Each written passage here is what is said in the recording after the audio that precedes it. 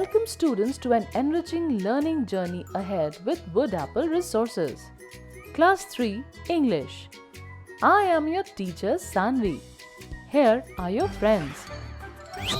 I'm Ruby. I'm Abby. Dear students, today I am going to teach you Chapter 3. Daddy is cooking. Let's get started. Let me ask you a question before we begin. Who prepares meals in your home?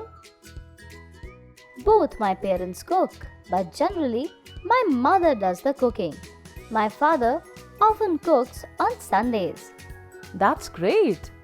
Today I'm going to tell you about a father who gets dinner ready for the family in the absence of the mother.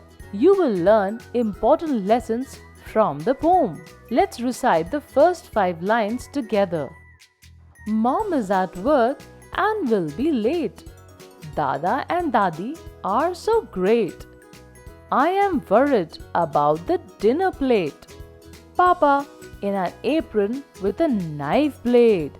Come on, buddy, just be my mate. The poetess tells us that her mother is at work and she will return home late. Both Dada and Dadi are very wonderful people, but the child has doubts about the preparation of dinner as it is uncertain when the mother will return. The poetess is pleasantly surprised to see the father in an apron holding a knife. The father calls out to the poetess and tells her to help him in preparing the dinner. Let's move on to the next lines. Recite along with me. Wash the veggies, pulses and rice. I will chop, sort things and grind. Then make the flour well combined. Allow it to rest until the veggies fry. Roll the fulkas and make them fly. Down on the flame, drop it by. Roast it gold and say bye-bye. The father begins the preparations for dinner by first washing the vegetables, pulses and rice. Next, he sorts the ingredients according to the processes that he wants to follow. He chops the vegetables and grinds the other ingredients.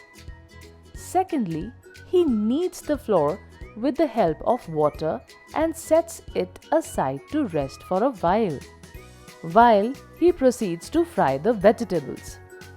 After the vegetables are done, he rolls out the rotis, puts them on the flame and cooks them till they are golden brown. He bids them bye-bye and puts them in a casserole where they will remain hot. The father guides the child through the cooking process. He explains why veggies need to be washed before chopping and why the dough needs to rest for a while. Moving on to the next lines, recite along with me. A pinch of faith and trust are a must. He added spices and herbs to stuff. The timer tickled for dinner. All arrived with a sigh. The poetess is still not sure whether she and her father will be able to get dinner ready on time. The poetess tells herself that she must trust her father just as he has faith in himself when he adds the spices and herbs to the food to enhance the flavor of the meal. Finally, it is time for dinner to be served, and the family members arrive at the dining table with anticipation and excitement. Now let us recite the last lines of the poem. In the oven, the cake has risen. All are glad about the surprise. All smiled with honor and pride. He poured his unconditional love into bowls. Dinner plates are ready and roughed. Daddy tackled it from nail to mouth. The poetess tells us that while preparing dinner, her father also baked a cake in the oven.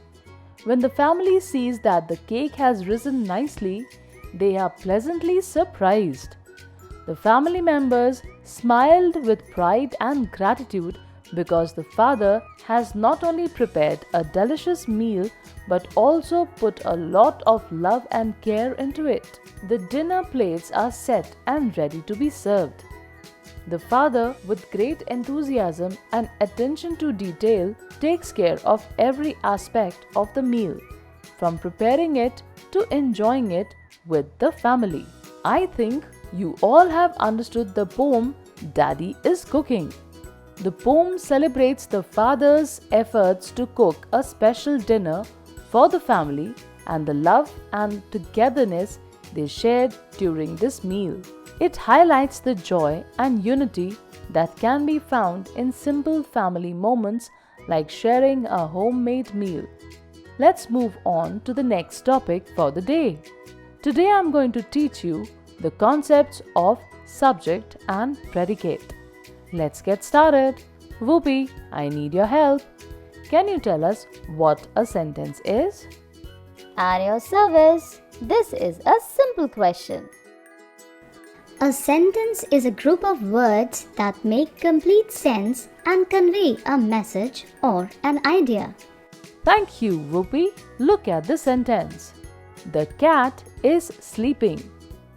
Can you tell me what the sentence is talking about? Sure, the sentence is talking about a cat. It also tells us that the cat is sleeping. Yes, correct. Thus, a sentence has two parts, a subject and a predicate. The subject is the part of the sentence that tells us who or what the sentence is about. It is the main noun or pronoun that the rest of the sentence gives information about. Look at the sentence. The cat is the subject because it tells us who the sentence is talking about. The predicate is the part of the sentence that tells us what the subject is doing or what is happening to the subject. Therefore, is sleeping is the predicate. The predicate usually answers the question, what is the subject doing? Or what happened to the subject? Whoopi, can you give us some more examples? Certainly. Rita and Sita are eating chocolates. I am learning French. Now I will identify the subjects and predicate in the sentences. In the first sentence, Rita and Sita are the subjects because we are talking about them. Are eating chocolates is the predicate because it tells us what they are doing. In the second sentence, the subject is I. Because the speaker here is I, am learning French is the predicate because the speaker is learning the French language. Absolutely correct, Whoopi. So, in simple terms, the subject is like the who or what in a sentence, and the predicate is like the action or what's happening part. Together, they make a complete sentence that conveys information or an idea. Let us test what we have learned. Whoopi, can you give me the answers? Look at the sentences and identify the subject and predicate in them. She likes ice cream. Birds sing beautifully. We played in the park. They go to school by bus. I will give the answers to you. She, subject, likes ice cream, predicate. Birds, subject, sing beautifully, predicate. We, subject, played in the park, predicate. They, subject, go to school by bus, predicate. Thanks a lot, Whoopi. I think you all have understood the concepts of subject and predicate. Thank you for joining us. Keep learning and exploring with Wood Apple Resources.